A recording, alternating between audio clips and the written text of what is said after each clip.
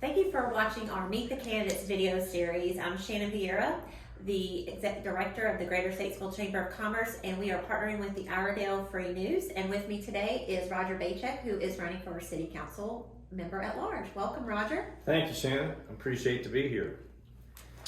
I've lived in Statesville for almost 50 years, raising my family and an active member in the business community. Our city is facing unprecedented growth, and I'm not confident that the current city administration is prepared for this. In fact, it appears that they have taken several steps backwards recently, such as rescinding plans to build the fire/police/community center along the Shelton Avenue corridor and the parking deck at the Vance Hotel. This, in other instances, is lack of vision and action, especially regarding the Vance Hotel, the inability to bring closure to the solid waste program, and not extending the Shelton Avenue corridor, not extending the streetscape to the Shelton Avenue corridor. These are just key reasons why I want to be a change that moves forward with these projects and other key projects that will positively impact the city. Roger, you probably addressed this a little bit in your opening statement, but what do you think is the number one priority in the city of Statesville? I feel that unity between South Statesville and Statesville itself is critical. I've spent time down there this past year and a half, and they just feel disconnected from the community. And yes, the South Side has had some bad things going on there in the past. I think a lot of things have been corrected. I think there's a lot of things that need corrected. And once that happens, good things will happen in the Shelton Avenue corridor. If you could change one thing that the current council has done the last few years, what would it be and why?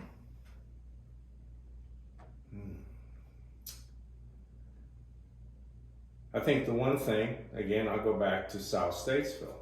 They have ignored it. They have said they're going to do things, and then they don't. And the people are frustrated, and the people don't really trust the administration at this point in time. And I think that's critical. And with the unprecedented growth that is really happening just south of South Statesville, which is Shelton Avenue, that's there, and we need to address that and make that positive impact. So what's your assessment of the work of the city administration, meaning the office administration, over the last 4 years? I think the addition of Ron Smith, as far as I can tell, has been a positive move by the city. I do believe they, like so many politicians, they worry about taxes, and they've done a lot of fighting on that, but sometimes the things the government is supposed to supply do cost money. And who pays for that? We, the population. But they're cognizant of that, and they're paying attention on that. I think there's been some things that did not move very quickly. Ergo, the sinkhole on Broad Street took almost 2 years to do because they were fighting over who did it. That should have just been done and over with.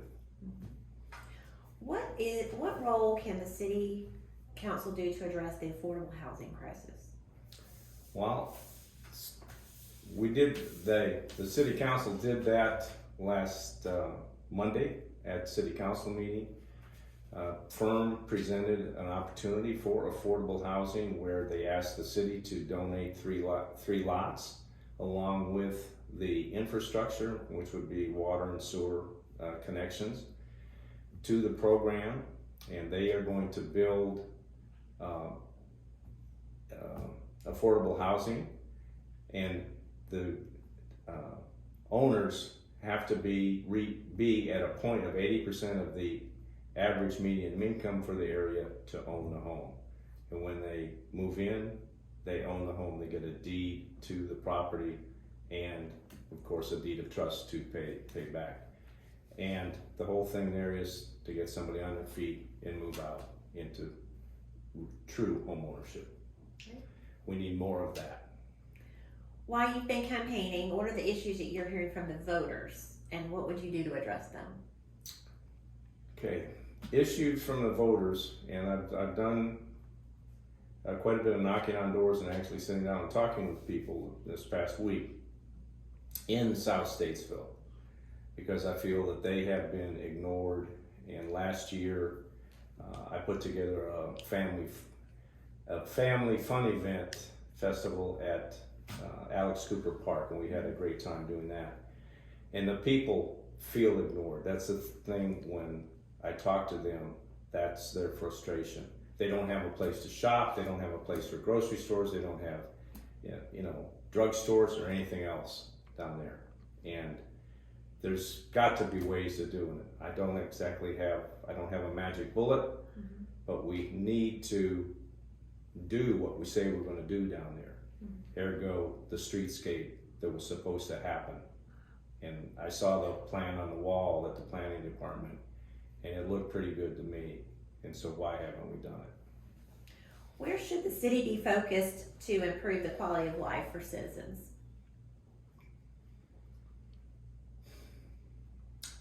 The quality of life. Wow. I think safety. I know the police chief is retiring, so we need to focus on safety. We also need to focus on education. We need to bring Statesville Senior High back to the focal point that is the high school people want to attend, which to me it should be. It's in the center of the city.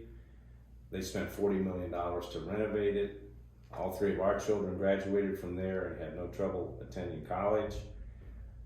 Now it doesn't have the best reputation, but as we get all this growth coming in and the industrial growth we're looking at and bringing in better paying jobs, we're going to have more people that will be living within Statesville, that their children will attend senior high, and the stronger students you have going, the more demand they will put on it to be the best high school in the county.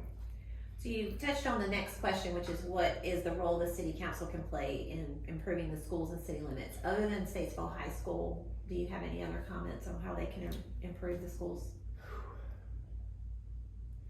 That's a very good question, and where I am in my personal life right now, I don't have children in school, and I think it's something that I need to probably pay more attention to. If I get elected, I will study that, and I think my background in government, as having been on the Iredell County Planning Board and involved in economic development back in the 90s when I was a builder, gives me experience to do that and do it properly.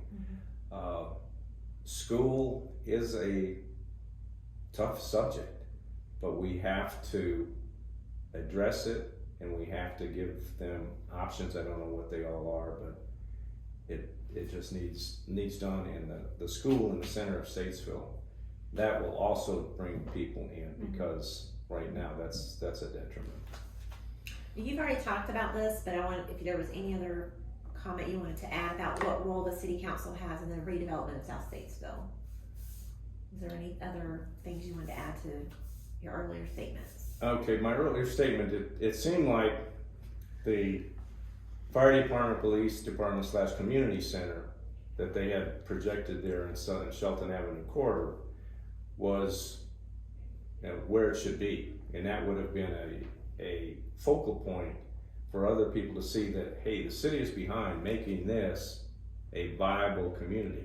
Because you go by the big shopping center that's vacant where Yokefellow is, and the police department has an annex there.